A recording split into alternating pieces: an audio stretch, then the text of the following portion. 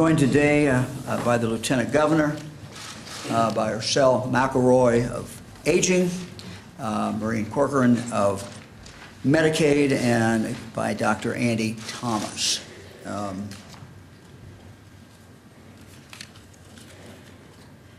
53-year-old male from Stark County has tested positive. This is the first case of community spread, which I'm going to ask Dr. Acton to explain. But this moves us, as we knew we would be moving, but this means that as of today we've moved into a new phase of this crisis. And I'm going to have Dr. Acton explain exactly what it means and what the significance is. Amy? Hello, everyone. Good afternoon. So we have indeed our fourth case. He is a male in his mid-50s, and his illness onset was February 25th of 2020. This is a positive case from Stark County with no history of travel outside the U.S. and no known contact with someone else with the disease, COVID. Therefore, that is the definition of community spread. As I've been saying to you all along, we are going to continue to see more cases. We have 24 PUIs, persons under investigation pending, and we have 21 negatives. So we expect to see these cases grow, and we also expect to see more proof of community spread. We've thought that it is here all along from what we're seeing around the United States. From the delays in testing, all indications are that we do have community spread, but this is our first case that meets that definition. Presently, the patient is hospitalized under appropriate care at Mercy Medical Center. The local health department, Stark County, alongside Canton City Health Department, are both investigating a large number of contacts. In Cuyahoga, I'm going to give you a quick update on that as well, and then I'll talk to you about community spread. But in Cuyahoga, we still have 3 people in isolation. They were all at home, 2 males and 1 female. They are being monitored. There's an extensive contact investigation underway, over 100 people, and you'll be learning more about that in the days to come. We also know that we have 6 healthcare workers at university hospitals, and then we have at Mercy some suspected hospital workers. So these are all the things we've been talking about all along. I want to talk again. I know yesterday I gave an explanation of the pandemic curve, but I feel it's important as we all try to get our heads around the spread of this disease, myself included. I will say, driving to work today, I think we're all, as citizens, coming into an increasing dawning of the situation. I mean, it's hard to get our hands around that. We know we're going to have a couple tough months ahead. We know this disease is spreading in the United States, but we will get to the other side of that. I think it's really important to say that. When I talk about what we can expect, we've got some hard months with social disruptions and things that we'll be doing increasingly to prevent the spread of this disease. But we know when we take these actions, they make a difference. So I'd like to show you why. So again, I'll step away from the microphone. So this is a classic pandemic curve, as we talked about. And we plan for these pandemics, but this is that once in 50 years situation. I know the World Health Organization today just declared the words pandemic. And we prepare for this. This is what our hospitals and our businesses and our schools and certainly our health departments are working on. And it's very important, the strategies we've been taking all along are to decrease the amount of people affected and delay the onset and kind of slow the spread. And why this is important is this is China, which, as we know, overwhelmed the healthcare system. We now know in Italy, as I said before, there were 9 cases 2 weeks ago, and now in Italy, as we learned last night, there aren't enough ventilators to go around for patients. So everything we're doing in the United States, and certainly here in Ohio, is to try to not overwhelm our healthcare system. As amazing as our healthcare system is, there are techniques we have to take. So there is a level, if I were to draw a line, there's a threshold here. This is where our healthcare system becomes overwhelmed. Where someone asked yesterday, our supply of ventilators, our supply of ECMO. Of course, we have to worry about our healthcare workers. Now we're hearing that healthcare workers are out. That puts a stress on the healthcare system. So everything the governor is doing, and you'll see other states taking these actions as well day by day, is to keep us in this blue curve. And if we can stay below this threshold, we can try to not overwhelm our healthcare system. And so these strategies, again, there are phases to a pandemic, and everything from the border actions that were taken, unprecedented, not taken in 50 years, to the kind of guidance we've been giving you every day, to some of the new guidance we're going to issue today, some of the steps that citizens in Ohio will see in the days to come. We're really going through these stages, so they're predictably unpredictable. We didn't know that Stark County, Canton, Cuyahoga would be where the first cases would be, but we can expect to see this all over Ohio, and that's the work we're doing now, following our plan, executing our plan. So community spread is a big stage, it's a game changer. Community spread is, the CDC last night issued new guidelines, and we're using those guidelines, and you're gonna see us take more aggressive actions now to stay below that line I showed you. And again, all the states are in the same boat. They're kind of facing it, they're making these moves, so it's almost like a little bit of inching forward as you're seeing across the United States, but everything is moving in that direction. And so please know, as we make the moves we make, we're doing it to protect Ohioans and also make sure our healthcare system can handle what it needs to do to keep us healthy. And I'll talk more facts. Thanks, Amy. So this was not unexpected. We felt that this was coming, but it has now come. And so we're at a different stage, a different chapter of working our way through this. I want to cover a number of different areas. Let me start with our K through 12 schools. The Lieutenant Governor was on a call yesterday with the superintendent, and he raised a question. So I thought that we're certainly not announcing anything new on K through 12. We may at some point have to close the schools. We've said that, but we're certainly not there at this point. But I want to assure people who are in education, the principals and the superintendents, school boards, parents, that some of the requirements,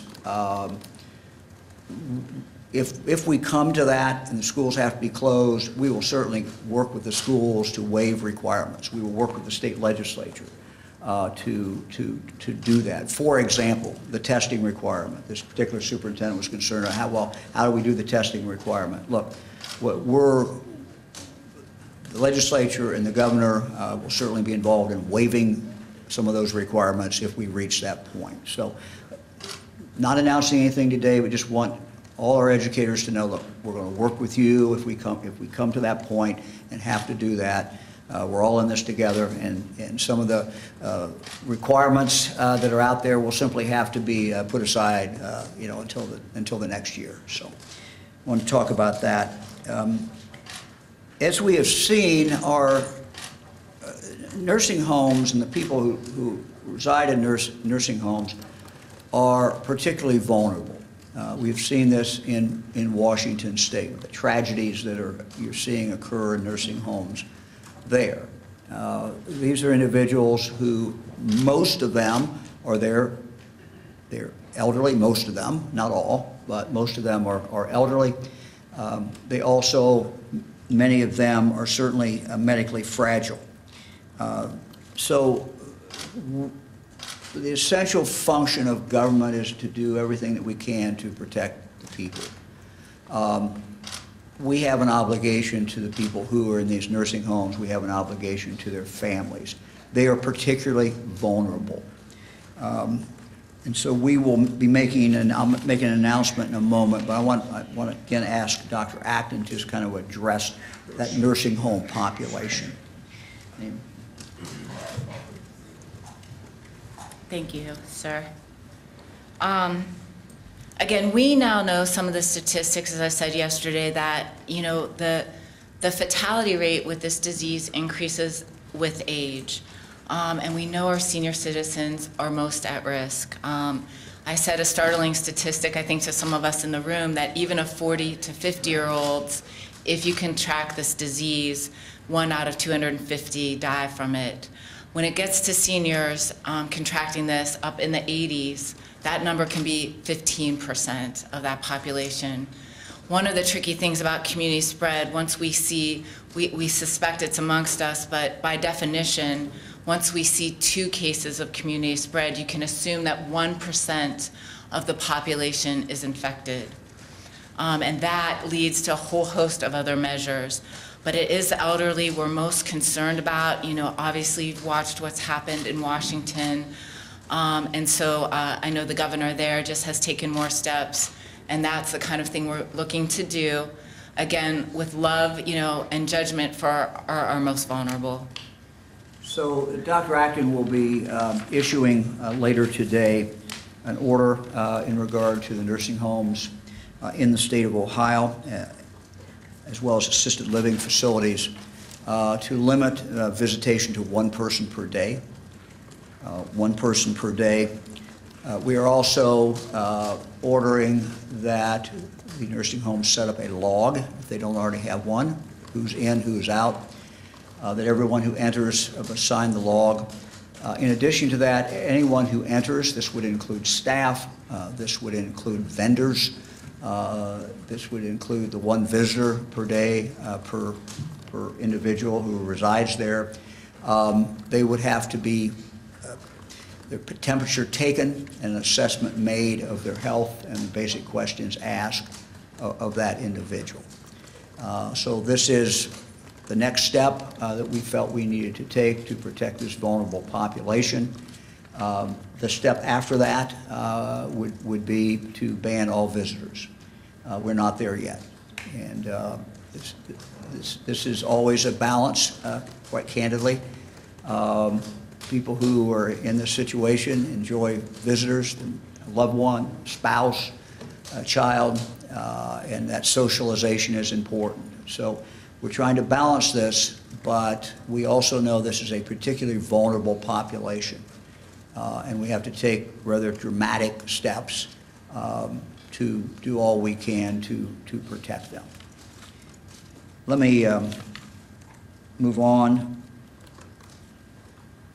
We are not issuing today, but I'm going to announce that we will be shortly issuing rules. Dr. Acton will, in the future, next several days, sign an order in regard to mass gatherings in the state of Ohio. Let me just, again, reiterate what every expert has told us. And that is, there is a risk in any kind of mass gatherings. The bigger the gathering, the more the risk. The closer you are in proximity to the other people, the bigger the risk. So everyone needs to make, first of all, needs to protect themselves by making those judgments. And it seems to me, I was at the call center today, and a lot of calls coming in. And calls coming in from people throughout the state of Ohio with legitimate questions. And I turned to one of the, as I was talking to one of the, our health experts who were on the phone, have been working, they've been doing a phenomenal job, by the way. But I said to one of them, look, I think what you need to tell them when they come in, when they call you and say, should I do this, or should I do that, or should I attend that event, or should I travel here, or should I do that? It seems to me the question that they have to ask themselves is simply this: is it necessary? Is this something that has to take place? Do I have to do this? And if the answer comes back no, then probably the answer of doing it is no. And I just think that's good guidance for people around the state of Ohio. The reason that we're doing the things that we are doing,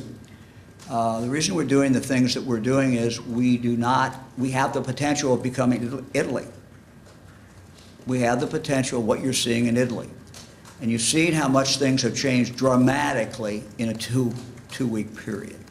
So the potential is there. We know that as a possible outcome. What we want to do is take action now to do everything that we can to avoid that. And that is why we're ordering the different things we are ordering. We know the situation is going to get worse before it gets better. We know it's going to be bad. The question is, how bad is it going to be?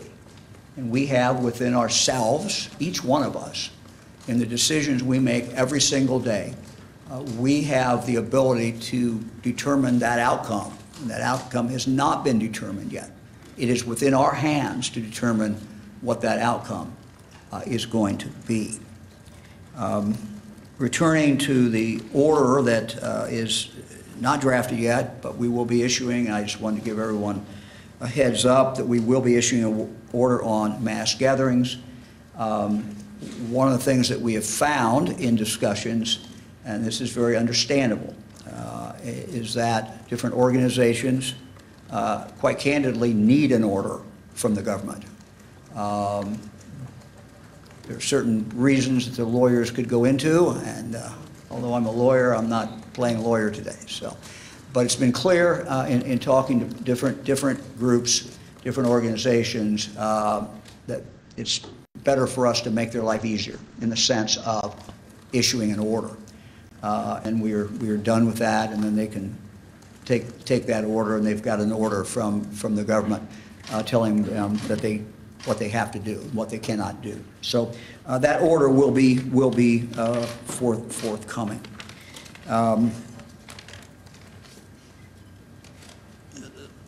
Let me just, before we open it up, say what is occurring and what we are seeing occur is predictable. It's been predictable in the sense of the experts that we have been consulting, and we continue to consult these experts. We have the ability to control risk. Everything about life involves a risk. What we should not be doing is to take unnecessary risk. When we can avoid taking risk, we should do that. Each one of us is having to change how we live. And as Dr. Acton has said, we will get through this. We will get through this. Ohioans are resilient people. We're tough people. We will get through this. And the sun will come up in the morning, but it's going to get darker before that sun starts coming back up again. And the goal is to minimize deaths and flatten that curve that Dr. Acton was talking about. Each one of us has to change what we're doing. And for me and for John Husted, shaking hands and going to meetings and seeing people and running all over the state is what we do. But we are stopping it. We have to change what we are doing. We have to lead by example. So we pretty much cleared our schedules. We are focused for two reasons. One, we want to set a good example. One, we don't want to have the exposure. Also, we have to be here to make these decisions. And I have to be in our command area and be involved in the making of these decisions. But again, none of this is fun. But each one of us, I think, has to take responsibility. We are doing more in our office in regard to teleconferencing. Meetings that might have been done in person, we're trying, particularly when we're bringing people from outside the area in, or they're large meetings, we're trying to do those. by phone. We're trying to do those by teleconference. And we have instructed every one member of the cabinet to do the same thing. We've also instructed members of the cabinet to work with their people who work under them in regard to who is it essential that they actually physically be here, and who can work from home. We have a meeting scheduled with the cabinet tomorrow, and we will get into more details with each member of the cabinet at that point. So happy to open it up for questions. And Governor, can you give us a little more context on this mass gathering? look, let me just say, yeah, sure. What we said yesterday, at a minimum, the order will include what we said yesterday about mass gatherings. That will become an order. So, you know, the teams that are looking at this, and I want to say that I want to congratulate the Mid-American Conference. They came right up. I want to congratulate the Ohio Athletic Association. Didn't hesitate, did it right away. Thank you. You know, look, and that's tough. And I think the toughest thing yesterday was, you know, the idea that high school athletes, you know, who are trained, will not be able to play, compete in front of their fans, in front of their schoolmates. We did try to modify it and make it so that the immediate families could come, the event can go on, the competition will go on, but it's tough. But I just congratulate, you know, the Ohio Athletic Association, the Mid-American Conference. I know there's others who have made decisions based on what we said yesterday, and I thank them very, very much for that. For the rest of them, there will simply be an order, and that will be taken care of in the next 24 or 36 hours, something like that. Cover outdoor events, Governor, will that cover outdoor? Well, with the news, that is still a work in progress, candidly. We have a change today, and the change is, as you've heard Dr. Acton describe it, the community spread takes us into a different area. And so we'll have more of that tomorrow. Governor, you mentioned Does this mean that, just to be really clear, does this mean that the NCAA games in Dayton and Cleveland will not be held with spectators? We'll have an order, yes. Governor, this morning you mentioned prisons. Does that exist already in an order, the restrictions that are taking place there? I'm sorry, I didn't hear the first part. This morning you talked about prisons and restrictions that are taking place there. Does that exist in an order? That's an executive order, but I simply, the director and I talked about it, and she did it. So we don't have to do that because that's under the executive branch of government. When we get outside the executive branch of government, we get into the private sector or we get into other associations, then obviously we have to invoke the law to do that. But that can occur directly with the director and myself, that discussion. And she has certainly led on that, and the same thing with DYS. Governor, does the state have enough testing kits, and are the testing kits, do they have everything that they need in order to be? Yeah, I'm going to let Dr. Acton take the tough questions. Thanks, sir. So I did go over the testing guidelines a few times. Our labs are up and running. They're doing a couple batches a day at this point. We did receive reagent enough. I had originally said 300 to 400. There was a change made this week, which allowed us to do 2 specimens from one patient having 2 specimens, to put those 2 specimens together and run 1 test, which is allowing us to do even more tests. That allows us to have extra tests. But there is a limit. We are in the queue for more reagent. But testing it has been a limiting factor in how quickly we can describe what is going on, but from our clinical judgment and from the judgment of our epidemiologists and what we see happening around the world, we can infer quite a bit as well.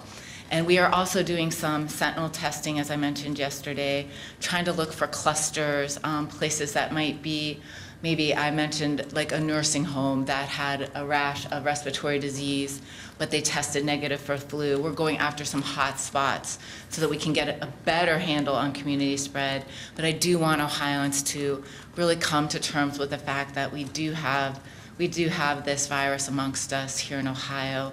And that's why we're asking everyone, again, coronavirus.ohio.gov. We're trying to give everyone the best guidance, but in the end, as I said, we're all dawning into the awareness that life as we know it is going to be disrupted and change for a period.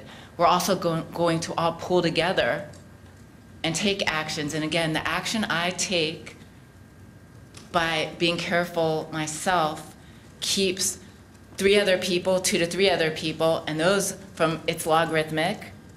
And so the actions we're all taking now really do make a difference. What I do affects your grandma. And that's how the spread of disease works. And the more of us take these steps, it won't be perfect. Just like they couldn't perfectly, hermetically seal off the United States, anything I execute will be imperfect. It won't get every single citizen. We're not going to put every single citizen in lockdown, right? They're not even doing that in Italy, right? But the more we do, because of herd, the more people, that affects that curve. Everything we do keeps that shrunk and it stretches it out. And the more it flattens it, the more we can manage and ride that out. And where you see the difficult decisions, again, that some countries are facing, it is because it's overwhelming their healthcare system, in addition to the tragedy of the loss of life. Let me just add something if I could. Look, I talk to people every day, and I think this is difficult for people. It's difficult because they don't see it out there. But we know what's coming. We know it's around the corner. In fact, we know it's already here. And we have the experience of what has happened in Italy. We have the experience of what has happened in China. We have the experience of other pandemics. And so while it's difficult for people to kind of get it, and I understand it, I have to keep telling myself, you know, look, this is different. Everything looks the same, but it's really not. I just would say to my fellow Ohioans that it is different. We should not panic. We should not get upset. We just need to take rational actions to protect not only yourself, but your loved ones. You know, I was talking to a friend of mine last night whose wife has some serious health problems, and she is self-quarantined.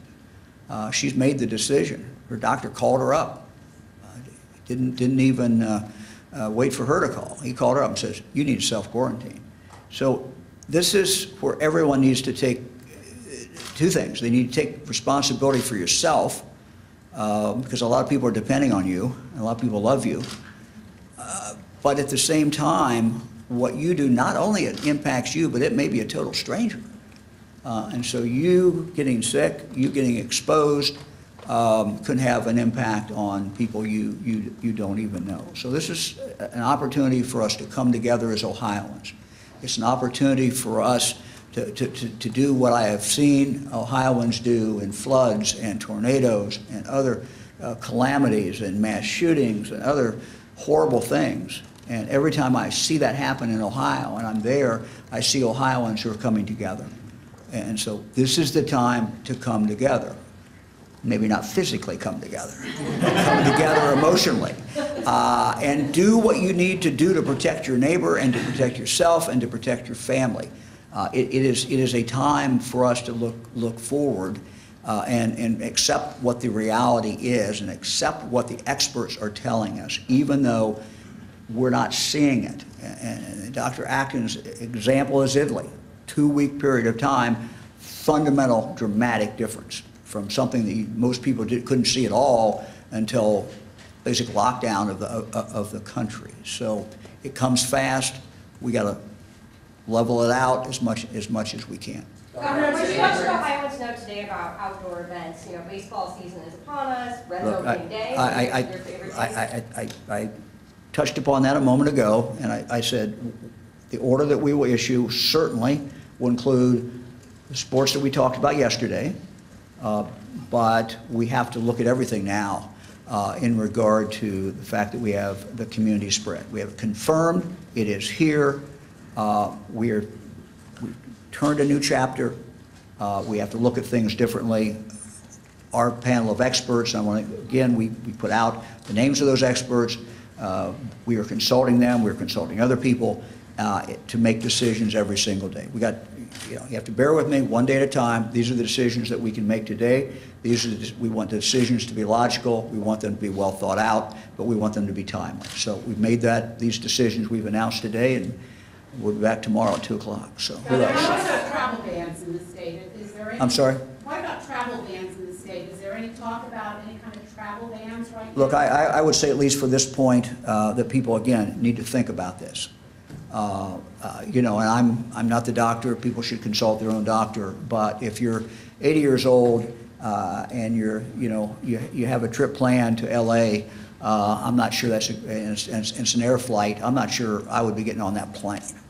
I think people just have to make their own judgment about travel. And I would get back again to what I told our health expert worker who was on the phone. I said, you need to tell people, ask themselves, is this necessary? Look, if you're going to the funeral of your mother, you may say, yeah, I need to be there. I mean, we can't impose ourselves on these individual decisions. But if it's a trip that can be postponed for a few months, or a trip that you don't really have to take, I probably wouldn't be taking. I mean, it is all about proximity to others. It is all about being sneezed on, and I'm starting to get out of my area here, but it's all about that proximity and being close together. And look, my experience I've flown a lot, and you're in that middle seat, and think about it. I mean, you can't get out, and yeah. We'll go from page. Conventions and trade shows, or do you have a size threshold on the size of gathering that would be? Look, I would recommend anybody that's bringing, and we'll come back later to address that, as I said. But I would recommend, based on what the experts tell us, is any big gathering of people should not, really should not occur. What about church? Look, we're dealing with two things here. You're dealing with what we are going to say people have to do, and you're dealing with what people should do. Those are two different things. If you're asking me right now, what should people do, I would say that chicken dinner you're going to tonight, don't go.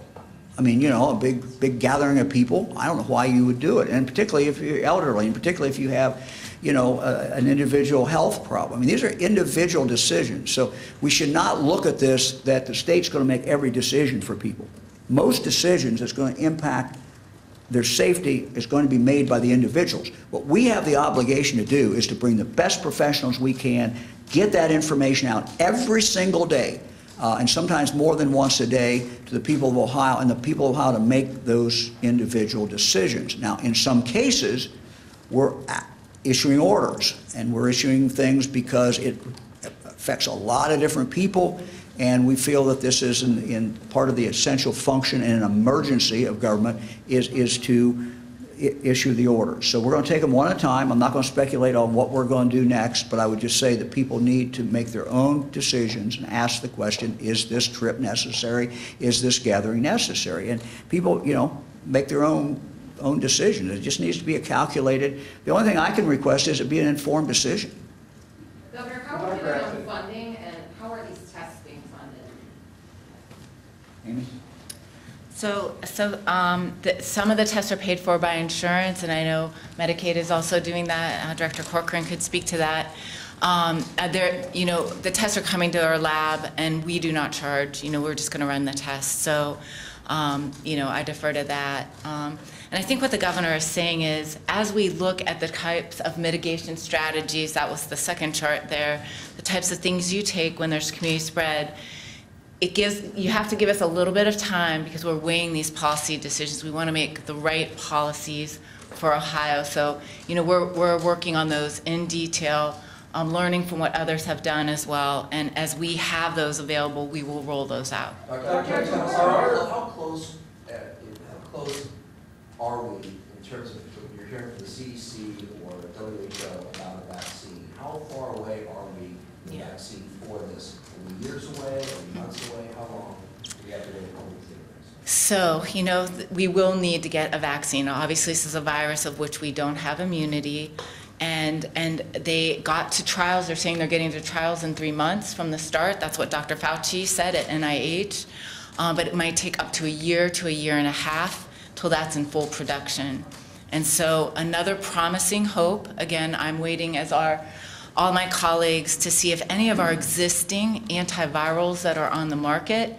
Tamiflu is an example of an antiviral that you take after you already have the flu to decrease the impact, decrease the shedding. And there are some antivirals out there that are being tested against this particular coronavirus. But right now, the reason we have to do what are called non-pharmacologic interventions, to be scientific about it, the things we're doing now, all these policies and actions we're all going to take as a state together, are the best things we can do. This has been studied, and I can tell you, I've talked personally just this morning to the people who authored these interventions and the recommendations. So he said to me that your state is doing everything right. This is where you need to be now. And we are going to be, you know, we're taking this seriously, and we're being very aggressive in Ohio, and we'll continue to do that. Dr. Acton, to what extent are the state's current testing guidelines for the coronavirus shaped by the amount of tests available? I mean, if there were more tests, yes, would we be broadening those guidelines? Yes, you know, and you know I've been quite frank with you about that. You know, we are limited by the amount of testing. I've said we have a limited number. That said, we have, you know, been working at full capacity. We received 1 kit from the CDC, but I've been told we're in queue for more. I am hearing that there are issues about reagents out there, so I'm listening and learning as much as you are. So on the public side, 1 kit, which is a bunch of 3 liquids that you use to calibrate the machines, is enough for 1,000 runs. You lose, each time you do a run, you lose a control. So that ended up being 850. Before we were having 2 to 3 specimens per patient, now we're getting to 1. So I would estimate that we're above that 300 to 400 runs to people that we will test, but I can't tell you exactly how many we'll get out of those reagents. There are, accordingly, private labs, Quest and LabCorp, that have said they're in production. I realize that they have limited capacity, and I think you know, we are maximizing, and we have a 3-pronged strategy, which I described in an earlier thing. We're prioritizing folks who are most at risk: elderly, immunocompromised, people with pre-existing health conditions, hospitals. And I'd really like to give Dr. Thomas a second to explain to you from the hospitals, because what we're finding is that most people will end up being tested at the hospital. So our hospitals are, it's an amazing thing in Ohio. I'm so grateful. All the hospital systems are working together collaboratively. They're working on things like drive-up testing.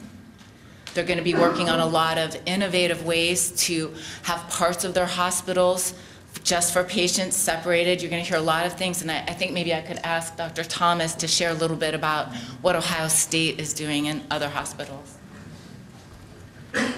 Good afternoon. My name is Andy Thomas. I'm Chief Clinical Officer at the OSU Wexner Medical Center. Just a couple of comments about what the governor and Dr. Acton have been saying.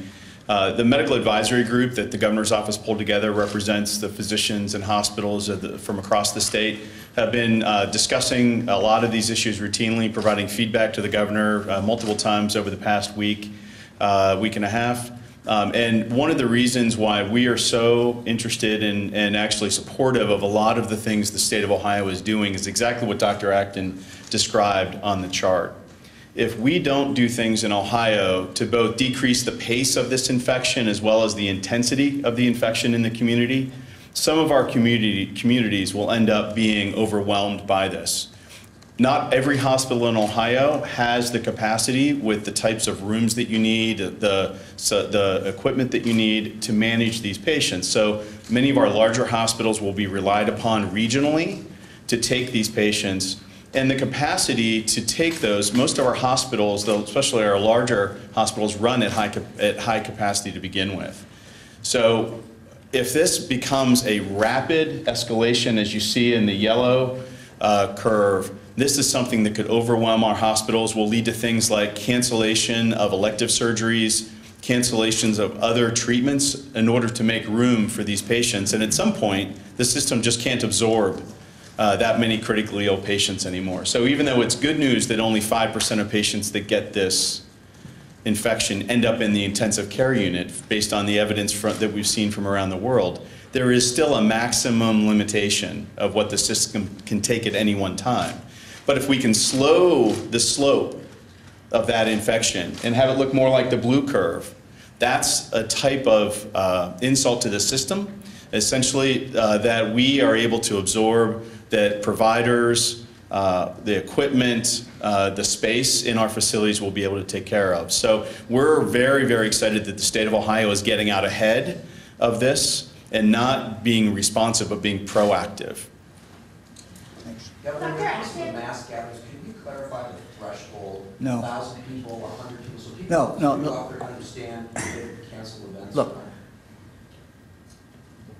Ohioans have to understand what the facts are. And the facts are that any gathering of people in close proximity to each other is dangerous. They should make their own decision. Both those people who are holding the event need to be responsible and cancel the event. If that event is not canceled and you were planning on going, you need to measure that risk, and you need to ask yourself questions. If you've been to that event before, how close in proximity am I to the people who are there? How long are we together? What is the ability to move away from other people? You know, whatever order we issue, and we will issue an order, it can't cover every circumstance. And people are going to have, I think if people, we're operating under the assumption that if people understand the facts and really understand the facts and really understand how dangerous this is, logical people will make logical decisions. And that is much more important than how far a order we issue, because there's a limit to what government can do. And people have to be responsible. And people should not look at any order. Let's take the nursing home order we put out today. You're sick. Your mother's in the nursing home. Could you maybe get through and pass it and didn't have a fever and walk in there and get by? Yeah, maybe, but should you do it? Not if you love your mother. I mean, people are going to have to take responsibility, and it's look, I understand how hard this is because we see no changes out there in people, but the world has changed for Ohioans, and people need to take that responsibility. So yeah, we will have an order within the next several days in regard to mass meetings, but the most important thing is for people to ask themselves, should I go to that event? Is it important? Can it be postponed? We're not asking people to change their lives for the rest of their lives. What we're asking them to do is change for a period of time. We do not know how long that period of time is. It is 2 months, we don't know. But it's not forever. And, you know, most people make rational decisions and they do things for a while that they don't want to do if the outcome is out there that they want to get to. And it seems to me the outcome we all want to get to is be alive and be healthy when we get there. And that's what people have to look at. John? Look, this is the same advice we give our own families. The advice that the governor is giving the people of Ohio is the same advice I give my mom and dad and my kids and my wife and my neighbors and everybody that we come in contact to. And we're just trying to make sure that they have the same information that we have when we come to these conclusions. Is there discussion of any economic assistance or loans for those businesses that are depending on these events, the small businesses that depend on the multiplier effect, or the hourly workers who don't have paid sick leave? All those things have to be looked at. Governor, what's your advice on Andy. the legislature? Do you have any message to the legislature? Should the State House still be operating? As we go through this, I think it is likely that we will need additional legislation in maybe specific areas, and we're looking at that, and if we will keep the leaders of the legislature informed, and we will move forward with them. Again, I guess, you know, everybody's got to make a judgment call. If you're talking about in the atrium having 300 people there who are coming from some trade association, yeah, that's a no-brainer. Don't do it. Now, if we're talking about, you know, a legislative hearing where there can be some space with people, not everybody's in crowded together, you know, well, that's not an irrational judgment on that part. Look, I went over to our call center. When I walked out of there, I came back to my team and said, "You got to move them. They're too close together. Everybody's crunched in together. You're going to get somebody sick in there." So, you know, we all do things and we adjust and we see things that we say, "Hey, we shouldn't really be doing that." And we're not perfect. And nobody's perfect. And, you know, you go do things as like a lot of things in life. You go do something, you say, why did I do that? So we want people to think about before they go do that. And like I said, we're all subject to that. And we all are kind of working through this. Look, you know, Fran, I have 24 grandkids. We have seven surviving children. You know, look, I'm sending an email out 2 days ago to them. And I'm getting responses back. And I'm saying, well, you know, look, you got to calculate that. You know, you're getting on a flight and you're 25. That's different than if you're getting on a flight and you're 85, seems to me. But even for that 85-year-old, maybe that's the right decision. It just depends on what all the facts are. But you got to weigh it and weigh out and what are the risks doing something else. You know, I looked at, you know, you got an 18-year-old, let's say, and they got a ticket to fly someplace or they're going to drive. Well, I don't know. You know, there's a risk to both, right? 18-year-old driving a car. So you got to make those decisions. You got to go through that assessment. And they're not easy, and sometimes there's no right or wrong answer. It's just we all do things to calculate a risk. And the message to the people of the state of Ohio today is there is a new, big, huge risk in your life. You never thought it was coming. I never thought it was coming, but it is here. And you better calculate that risk just like you calculate everything else you do in your life. So, Governor, now that we have community spread, should any more precautions be made for the upcoming primary and early voting that's already underway? Well, look, I think it's, again, we'll go back to basics. You know, I think that people should think about trying to vote, whether it's on election day or whether it is before election day at a time when there's a smaller crowd. You know, mid-afternoon. I don't want everybody to rush to mid-afternoon, but I can tell you as someone who has worked the polls for 13 hours, that about 2:30, there is nobody there usually. So then it kicks up about 4 o'clock. You get kind of bored if you're standing there shaking hands. But, you know, so people just adjust and try to figure out how I can avoid a mass group of people who are being pushed together. But look, this election's going to go on. People should vote. You know, the Secretary of State has been taking actions that are appropriate. We move forward. And look, time to vote by mail. For Dr. Acton, still have time to vote by mail, as the ex-Secretary of State just says. Dr. Acton, given the number that you said, that it's assumed that there's 1% of the population that has this, are really enough people being tested? I mean, right now it seems like it's about 50, give or take. That seems like a really comparatively low number, given 1% of Ohio's population. We're testing the highest risk because we're testing based on the resources we have. But I can tell you there will be a time in this. The earlier chart I had with the stages, up to 40% of the population could eventually get this. Remember, most people will get it. It will be a really rough flu-like experience. There'll be some people who get it mild, like a cold. And it's our most at-risk people that we really have to catch on soon. There'll actually be a time where, you know, we won't even be doing all the contact tracing we're doing because it's so spread amongst us. You know, that labor, it will become impossible to trace every person and the 100 people they talk to and the 100 people. Eventually, sometimes we stop testing.